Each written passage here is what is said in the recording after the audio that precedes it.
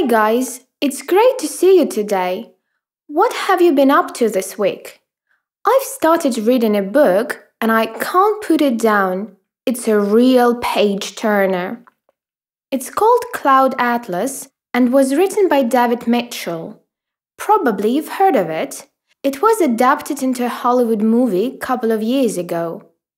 At the first glance, it looks like a collection of unrelated short stories, but in fact, it's a novel. You get this first impression because chapters are set in absolutely different epochs: 18th century, the 60s, and even distant future. Moreover, the protagonists are different. However, after having read more than 100 pages, I've noticed that all protagonists have the same birthmark. The plot is really gripping, and it feels like there will be several twists to the story. I love this kind of literature. By the way, I haven't read any reviews, and I even haven't looked at the blurb yet. I don't want anything to spoil the ending for me. As for the film, I prefer watching films after I've read the book, because there is more room left for my imagination. I can picture characters and locations in my head. It's always fun afterwards to compare. I can say that quite often my take on the story is very different from the director's vision. As you understand, I am a terrible bookworm. I used to take out a lot of books from the local library, but now I use an e-reader more often. It's convenient, but with the classics, it doesn't feel the same, I have to say. I'm lacking the feel of a book and its smell. I love going to flea markets or small bookshops to find some rare and unusual books. For example, I've got a pop-up Romeo and Juliet, and it's not a children's adaptation. By the way, I've also got a huge collection of bookmarks from different countries. As for genres, I don't have any particular preferences, but I enjoy fantasy fiction a lot.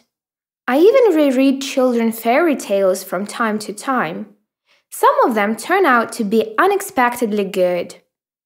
I believe there is no bad literature, so when I get my hands on a book, I almost always read it from cover to cover.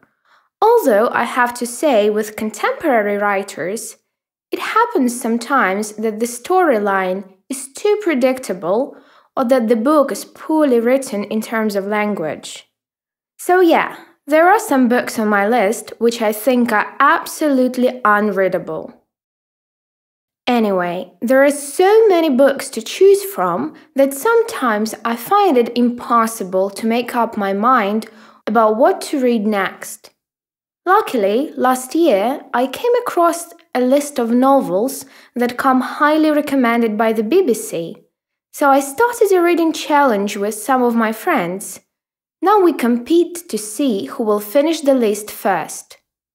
With my love for reading, I guess I take after my grandma. She was a travel writer. It's an amazing job, isn't it?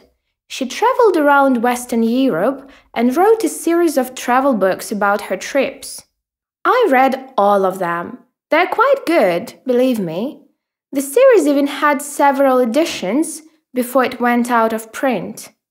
My grandma told me that once she had dinner with Tom Stoppard. You probably don't know him, but he's a famous playwright in the UK, so it's quite impressive. She doesn't write anymore, but she still works for the same publishing house as an editor. It means I get a lot of free books. What about you?